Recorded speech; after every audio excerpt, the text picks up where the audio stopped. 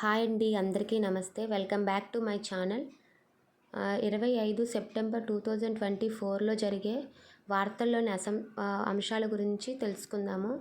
Asia power index 2024 India surpassed Japan become third most powerful nation in Asia. ఆసియాలోనే మూడవ అతి శక్తివంతమైన దేశంగాను ఇండియా అనేది నిలిచిందండి. ఆసియా పవర్ ఇండెక్స్ ప్రకారము జపాన్ కన్నా ముందస్తులో ఉందని చెప్పవచ్చు. Next, Tata steel commissioned India largest blast furnace at Kalinganagar. ఒడిస్సాలోని కళింగనగర్లోని భారతదేశపు అతిపెద్ద బ్లాస్ట్ ఫర్నెస్ను టాటా స్టీల్ వారు ప్రారంభించారండి. Next, Bollywood producer Vinod Bachchan honoured with a global prestige award at UK parliament.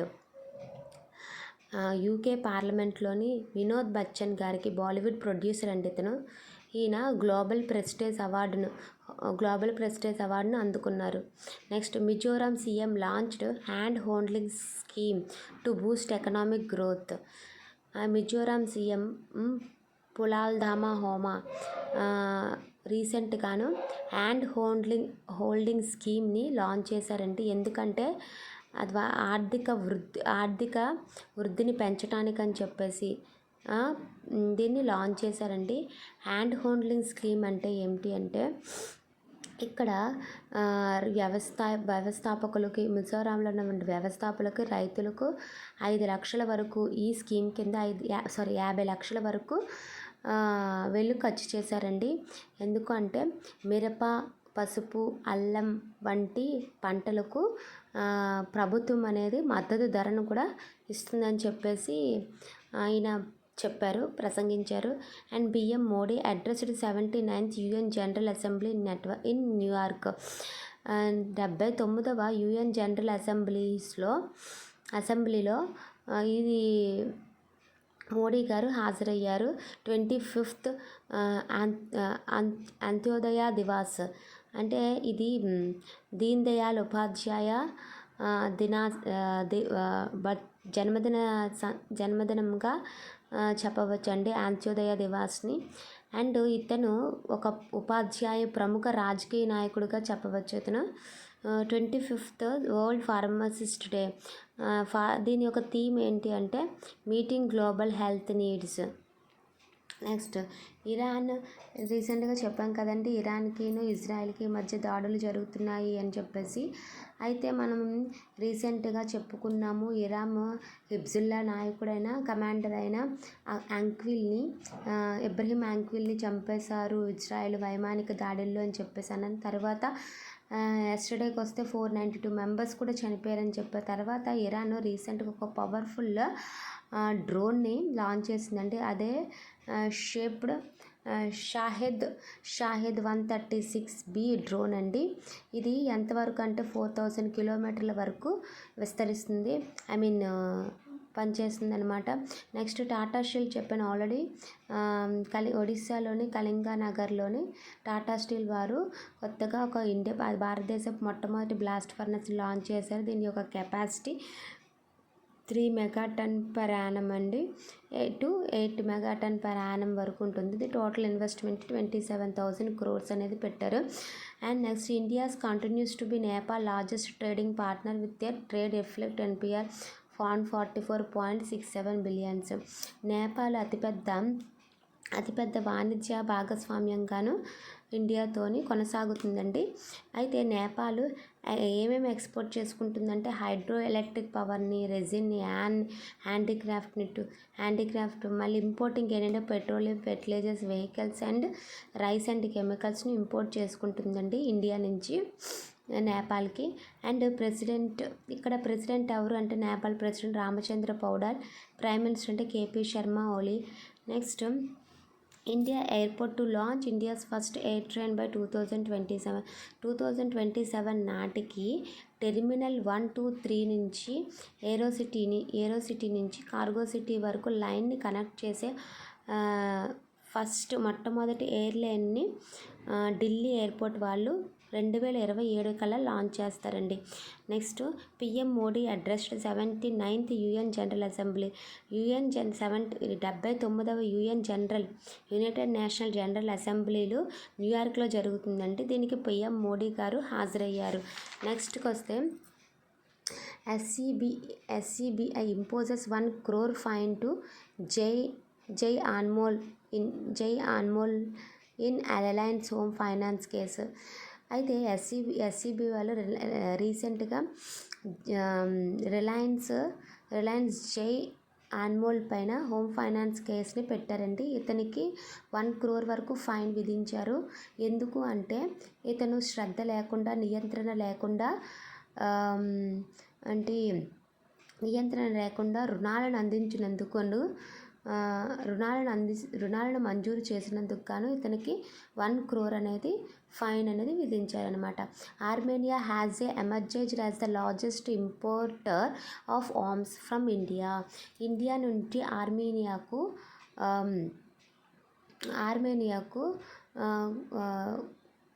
దిగుమతి అనేది జరుగుతుంది. ఏంటంటే ఆర్మీ సంబంధిత డ్రోన్స్ కానీ, నెక్స్ట్ బందుకుడి సామాగ్రి కానీ, నెక్స్ట్ రాకెట్ లాంచర్స్ కానీ, ఇవన్నీ పెద్ద మొత్తంలోనే 6 billion. దీనికోసం ఆర్మేనియా ఎంత ఖర్చు చేసిందంటే $600 million అనేది ఖర్చు చేసిందండి. Next 55th international film festival of India scheduled in Goa. ఈ 55వ ఇంటర్నేషనల్ ఫిలిం ఫెస్టివల్స్ గోవాలోనే జరుగుతున్నాయండి. దీనికి ప్రచార శాఖ మంత్రి గారు సంజయ్ కూడా హాజరయ్యారు. CDRI launched $2.5 million fund for urban climate Reliance. CDRI పట్టణ వ్యవస్థాపక స్థితి కోసం $2.5 million ఫండ్ని లాంచ్ చేసిందండి, రిలీజ్ చేసింది. Jeevan Vijay and clinches Hangzhou open 2024 టైటిల్ని గెలుచుకున్నారు. వీళ్ళిద్దరూ 2024 ఓపెన్ టైటిల్ని గెలుచుకున్నారండి. Odisha swimmer Pratyasha Ray to receive Eklavya Puraskar 2024. Odisha swimmer అయిన ప్రత్యాశ రాయ్కి ఏకలవ్య పురస్కార్ వచ్చిందండి 2024కి సంబంధించి. ఈ పురస్కార్లోని ఆమెకు 7 లక్షల ప్రైజ్ మనీ ఒకటి ఉంటుంది, ఒక ప్రశంస పత్రాన్ని కూడా ఇస్తారు. And Rajnath Singh inaugurated 41st ICC commander conference in New Delhi. Rajnath Singh రీసెంట్గానే 41వ ICC కమాండర్ కాన్ఫరెన్స్కి ఇది న్యూఢిల్లీలో జరుగుతుంది, దానికి హాజరయ్యారండి. California enacts law of restrict student smart phone use. కాలిఫోర్నియాలోని చిన్నపిల్లలు స్మార్ట్ ఫోన్ యూజ్ చేయడము చట్ట విరుద్ధం అని చెప్పేసి ఒక లాని తీసుకొని వచ్చారండి. దీనికి 10 నుంచి 15 సంవత్సరాల పిల్లలు, స్కూల్లో చదివే పిల్లలు ఉంటారు కదండి, వాళ్ళకి స్మార్ట్ ఫోన్ యూసేజ్ అనేది నిషేధం అని చెప్పేసి ఈ లాలోని చెప్పారు, ఈ లా ద్వారా చెప్పారండి. Next S&P maintains India economic growth forecast. S&P రీసెంట్గా 2024-25 భారతదేశ ఆర్థిక వృద్ధిని అంచనా వేసింది. అంటే ఎంత అంటే 6.8 వరకు అంచనా వేసింది. నెక్స్ట్ RBI 7.2 అండి, 3 నుంచి 2024కి 7.2 అండ్ 2025లో 6.6 అంచనా వేశారు. Next AIIMS Delhi sign MOU establish robotic energy centre. ఢిల్లీలో ఉన్న ఎయిమ్స్ అంటే రోబోటిక్ సర్జరీ సెంటర్తోనే ఒప్పందం కుదుర్చుకున్నాయండి. 2 ఒప్పందాలు కుదుర్చుకున్నాయి ఫర్ ఎందుకు అంటే గైనకాలజీ అంటే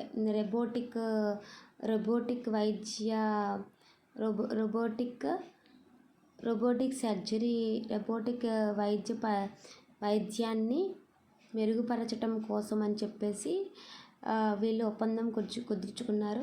అపార్వ energy secures transmissions project in రాజస్థాన్లోని ప్రాజెక్ట్ అప్రావ ఎనర్జీని ఉపయోగించి రాజస్థాన్ ప్రాజెక్ట్ని అనేది